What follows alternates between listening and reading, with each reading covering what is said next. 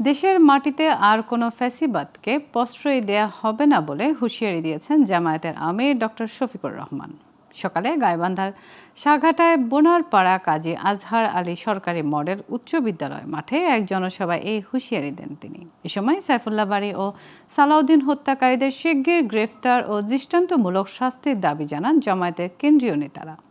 সবাই ইনসাফ কায়েমের লক্ষ্যে জনগণের সাথে নিয়ে রাজপথে নামার কথা বলেন জামায়াত আমির। সেই সাথে দেশব্যাপী আইনশৃঙ্খলা পরিস্থিতি উন্নয়নে সরকারকে আন্তরিক হওয়ার আহ্বান জানান তিনি।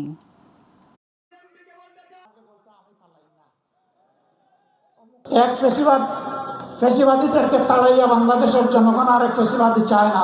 প্রয়োজনে জাতির জন্য আরেকটি অসমাপ্ত অনিবার্য বিপ্লবের একজন কর্মী হিসাবে আল্লাহ যদি আমাকে কবুল করেন, আমি আমার আল্লাহর দরবারে হাজারবার শুকরিয়া আদায় করে রক্তের চাদর করে আল্লাহর দরবারে হাজির হয়ে যাব।